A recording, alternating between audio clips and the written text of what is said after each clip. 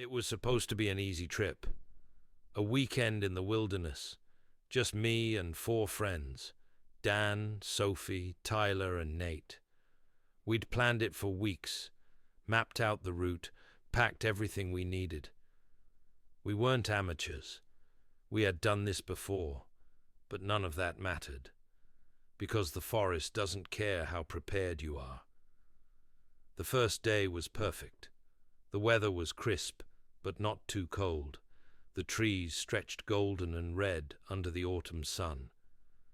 We walked for hours, following the marked trails, laughing, telling stories. It felt good to be away from the noise of the world. But then, something changed. It was subtle at first. The trail signs didn't match our map. The compass spun erratically, like something in the air was twisting its needle. But we kept going. We told ourselves we'd find the right path soon enough. Then the trees grew unfamiliar. It wasn't just that we were lost. It was like the forest itself had shifted around us. The landmarks we'd passed hours ago were gone. The slope of the land felt wrong, and the more we walked, the more we realized we weren't getting anywhere. The sun started dipping. Shadows stretched long across the ground. That was when the unease truly set in. We decided to set up camp, hoping daylight would make things clearer. The fire flickered weakly, barely keeping the cold at bay. We tried to laugh, to shake off the unease, but the woods pressed in too close. Nate left to relieve himself, flashlight bobbing as he walked into the trees. "Be right back," he called over his shoulder.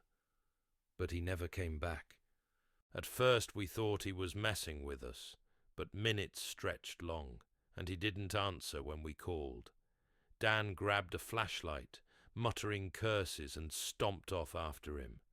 Then a sharp, wet scream. It was quick, too quick. A sudden, strangled noise, cut off like something had swallowed it whole. And then silence. We called their names, but only the wind answered. We grabbed our lights and weapons, a hunting knife, a hatchet, anything we had, and pushed into the woods. The darkness was thick, swallowing our beams like water. Then we found something. Not Nate, not Dan, just a boot, sitting neatly upright in the middle of the path. The laces were undone, like he had stepped out of it mid-stride. We should have run then. We should have left everything and sprinted in the opposite direction. But we didn't, and that was our mistake. We barely slept. We kept the fire burning all night, flinching at every rustle, every snap of a branch. When morning came, it didn't feel like morning. The light was pale, washed out. The air was too still. Tyler suggested we hike back the way we came, retrace our steps. But the moment we started walking, I knew something was wrong. The forest was different. Trees we had marked were gone. The terrain felt unfamiliar, as if the land had shifted in the night. Then Sophie froze. She was staring up into the branches, her face pale. We followed her gaze and saw them. Eyes, high up in the trees, peering down between the leaves. Too many of them.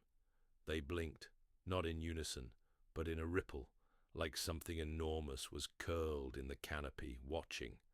Then they vanished. Not like something retreating, like they had never been there at all. We moved faster. No more talking, no more stopping, just walking, pushing forward, desperate to find something familiar. Then the whispers started, soft at first, like wind through the leaves, but then words, our names. Sophie whimpered. Tyler gritted his teeth, gripping the hatchet so hard his knuckles went white. Then the voices changed. They became familiar. Dan, Nate, calling out from the trees, asking where we were. But we knew it wasn't them. We made it until sundown before we lost another one. Tyler was walking ahead when he just stopped. His whole body went rigid. Then, without a word, he turned and walked into the trees. "Tyler!" Sophie screamed, running after him. I grabbed her, held her back. He wasn't answering. He wasn't reacting. He just kept walking deeper and deeper until the dark swallowed him whole. Then, the sound of something wet, tearing. We didn't see what took him, but we heard it. We ran. Branches whipped against my face, the cold night air burning in my lungs. We had to find a way out. We had to keep moving, but the forest didn't end. Hours passed, and we were still trapped in the same twisting maze of trees. Then, ahead of us, light. A clearing.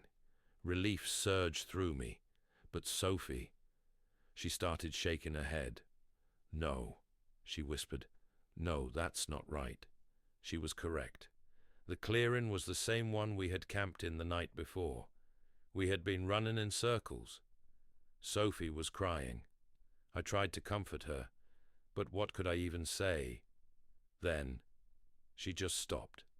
She wiped her tears, stood up, and without a word, she walked into the dark.